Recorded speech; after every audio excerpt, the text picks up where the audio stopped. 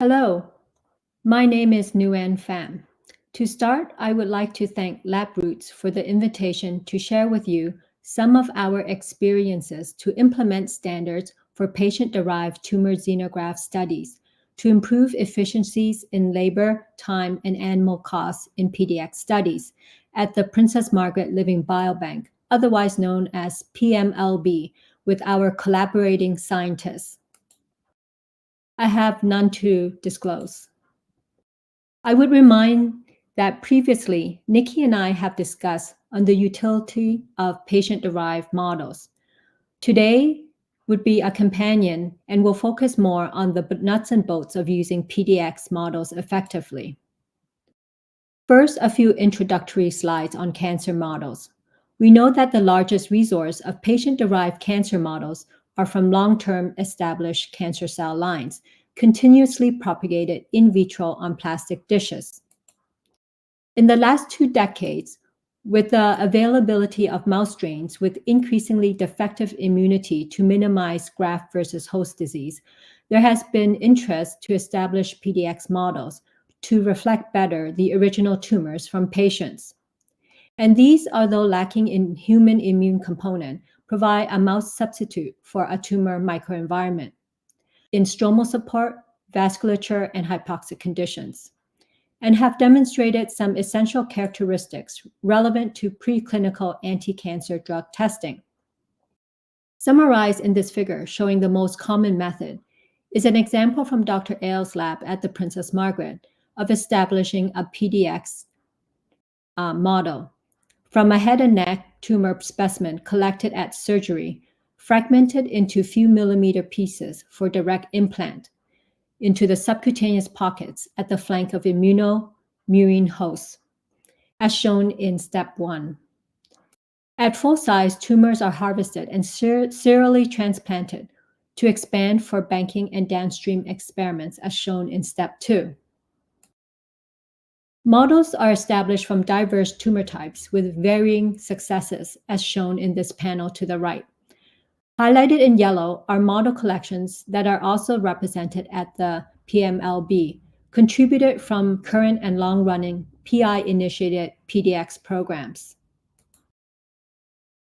Once a model is established, we have access to unlimited PDX specimens to perform comprehensive studies for interventions and careful time course pharmacodynamic studies. Summarized here with associated publications illustrate key characteristics when using these models. Also consider the last 2 items in this table. These PDX tend to be rich in tumor cellularity and low in the fibrosis component. For example, in the modeling of highly fibrotic content of pancreas cancer. And they lack T and B and NK cells in the standard mouse strains used as hosts. This presentation will focus on the common methods and workflows in establishing reliable PDX models and study designs for reproducible results. We'll also discuss some database requirements to capture, visualize, share, and analyze the diverse information associated with PDX. So let's start at the beginning. How do we get patient specimens?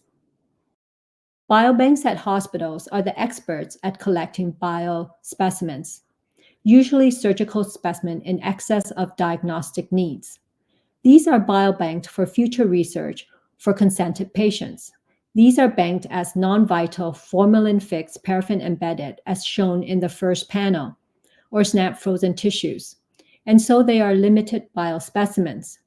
It is easiest to amend existing workflows to extend to the distribution of fresh tumors in real time. So how are patients identified? The main steps are to involve the clinical team. The standard is to add on an extra collection of a PDX study to an existing clinical appointment for surgery or biopsy. Informed consent is documented by the clinical team or biobank prior to distribution of specimen. In Canada, the uses of patient specimens for model generation require that labs have a protocol approved by the Institution Research Ethics Board to receive a distribution. I've shown here a typical timeline for some activities. Additional administrative items include creating an animal use protocol for review by an institution's animal care committee, and any necessary contracts between the clinical and research teams if they are from different institutions. A communication change needs to be established from listing of weekly potential cases, selecting and registering PDX orders, and transporting of specimens to the research lab. Type of specimens are from the surgical fragment, which in size are between 0.5 to 2 centimeters, and biopsies, which are very small noodle-like fragments between 1 by 10 millimeters, and Leukoid samplings from effusions of pleural and ascites or blood with circulating tumor cells. Once the specimens are received, we next consider methods for implant. To have a successful initial growth as well as stable model renewal and model to the tumor of origin. Highlighted here is that specimens that enter the animal colony without murine pathogen testing require quarantine procedures for the host mice. That includes handling of designated biosafety hoods and housing racks until the next passage when enough specimen is available for murine pathogens testing. There are a wide variety of methods used to implant tumor specimen. Athymic nude mice were available since the 1960s that was initially used to engraft cancer cell lines for in vivo study effects of anti-cancer agents. There are 3 site-specific implant methods. As reviewed in this reference manuscript shows a chart summarizing the advantages and disadvantages of these methods, which remain relevant for current PDX considerations. Listed in the top row of this chart, first the orthotopic, followed by the subcutaneous pocket and metastatic models. Highlighted at the center is a subcutaneous implant of tumor fragment or dissociated cell injection method, the most widely used method, and typically as a standard method compared to the additional 2 methods listed, which are the more resource-intensive method upfront and may require small animal imaging techniques to follow up on the tumor burden, and most importantly, may not yield the highest success rates.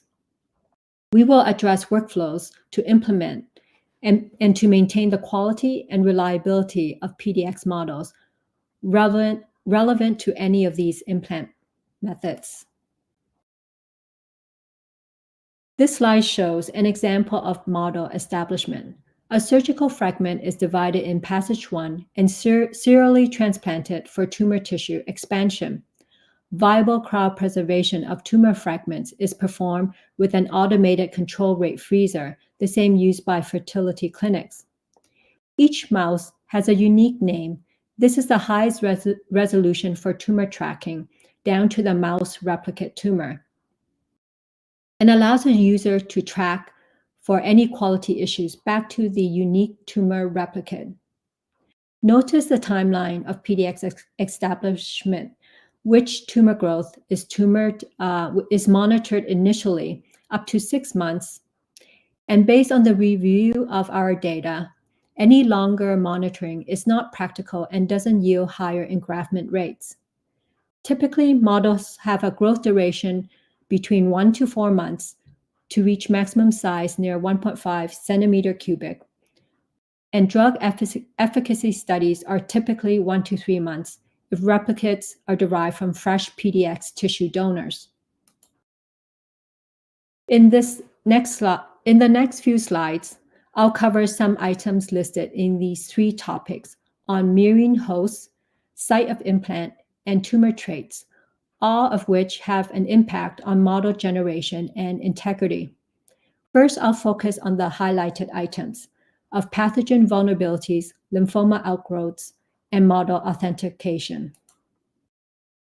As with the resolution in per tumor replicate nomenclature, each PDX tumor replicate at harvest is divided to generate a FFPE block, and a section is cut for histology assessment, and compare back to the reference patient tumor, as shown in this figure panel, examples from the lung PDX models established in Dr. Tsao's lab at Princess Margaret. The review of histology is crucial, as it could pick up bacteria contaminants, as shown here in the right panel. Additional pathogens include the Cronobacterium bovis, often not affecting immunocompetent mice, but immunodeficient mice are at risk for infection that result in poor health. These reference manuscripts provide practical guidelines to create SOPs, standard operating procedures to prevent spread of infection. This is possible as C. bovis doesn't penetrate the epidermis or cause sepsis, and enhanced aseptic procedures can mitigate skin contact risks during tumor harvest and serial transplant to new hosts. All biologics entering an animal facility should be under quarantine or tested with a murine pathogen panel. Another concern during PDX growth is for lymphoma outgrowths, usually in the first month of implant. In such cases, inflammatory infiltration in the human tumor xenograft may be observed during earlier passages, where histology show high immune infiltrate and lymphoproliferation prior to lymphoma outgrowths. In the first instance listed here, these outgrowths were most prevalent in the early immunodeficient mouse strains, such as the athalamic mice. These were severely immunodeficient, but still with few T cells and an intact innate immunity with high NK cells.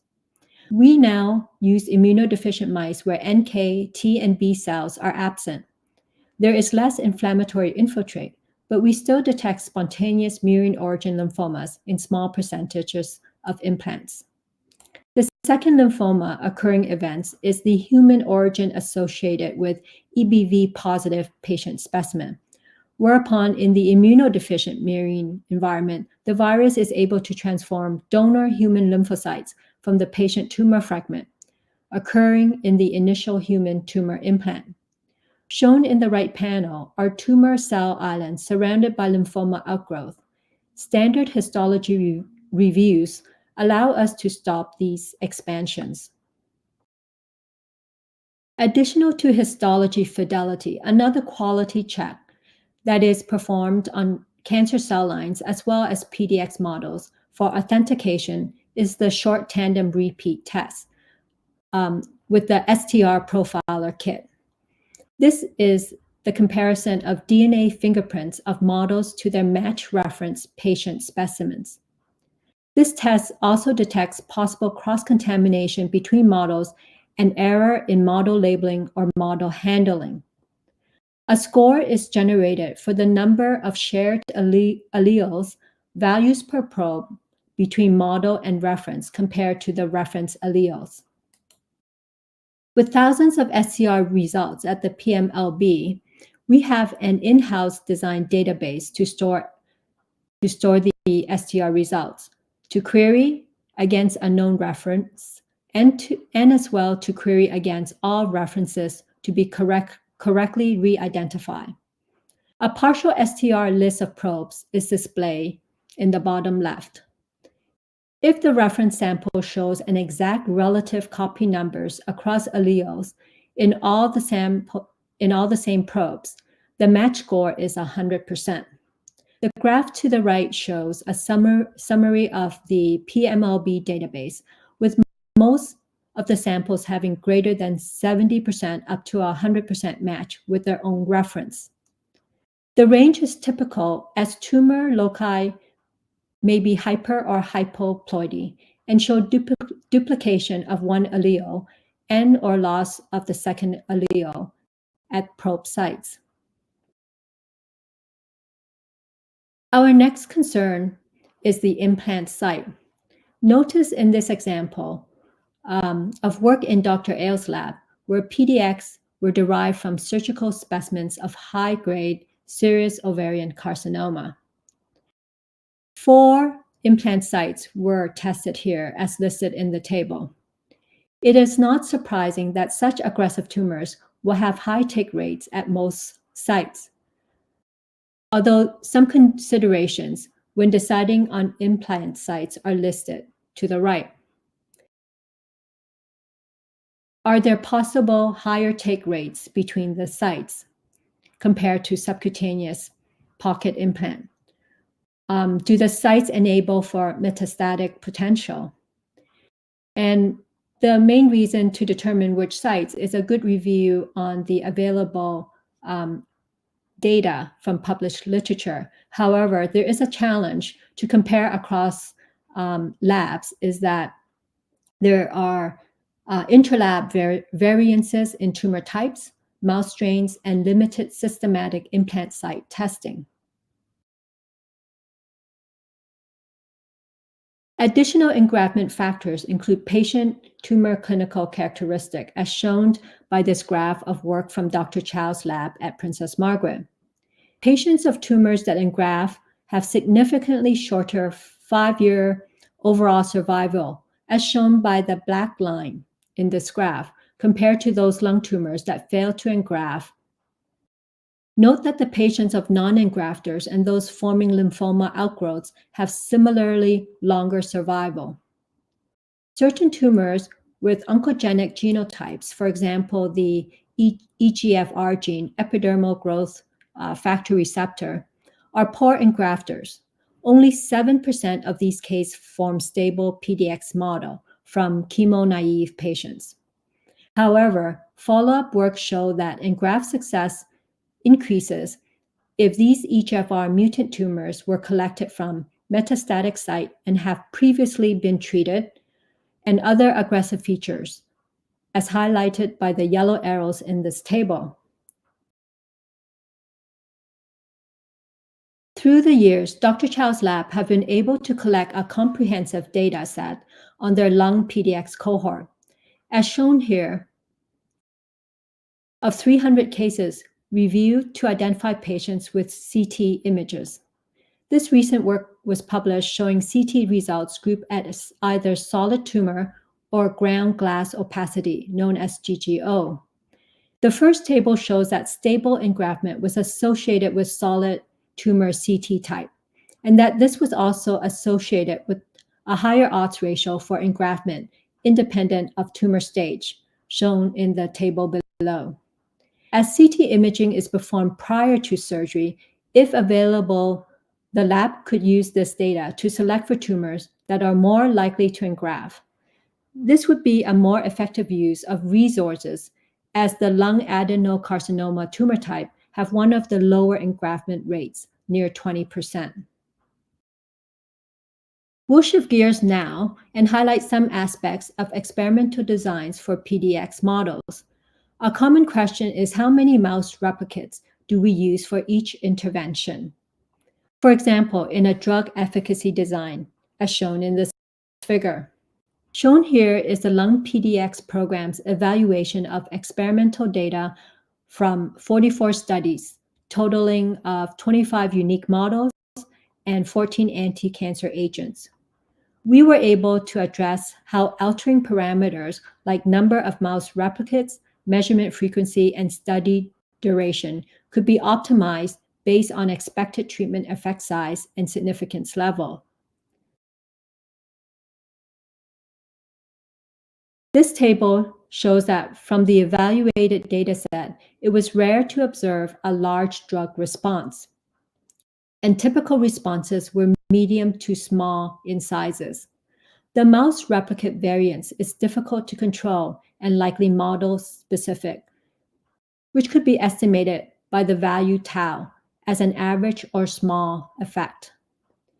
At 80% power, the yellow brackets highlight that 5 mouse replicates is needed per intervention study to likely detect a true effect of a medium-sized drug response compared to the vehicle-treated group. Based on reported studies, common replicate sizes are 5 to 12 in PDX studies. Another question is when to start anti-cancer interventions. It can vary from from the time of implant to the start of exponential growth near 200 millimeter cubic in size, as shown in the cartoon, where the 0 day is the start of treatment. Based on our data, as shown here, another consideration is to start a bit at a larger tumor size. We can reproducibly categorize tumor responses. The cartoon black line shows a cytotoxic tumor response with anti-cancer drug treatment at time 0 versus a stable disease response, as shown in the orange cartoon line. These responses are observed in our collected data across these 4 models in the next panels, showing cytotoxic response in the first 2 models versus stable disease responder and a drug resistance responder in the last model. To summarize, I would like to highlight that all the variances in methods, observations, images, and quality assessment results discussed ideally should be recorded to evaluate and improve on PDX methodologies. As a final bit, I'll touch upon next briefly the standards for the database's requirements to support these workflows. I've shown here a partial list of parameters discussed in Meehan's manuscript, referenced here, showing the importance of capturing minimal information. We discussed on already the last 3 items listed.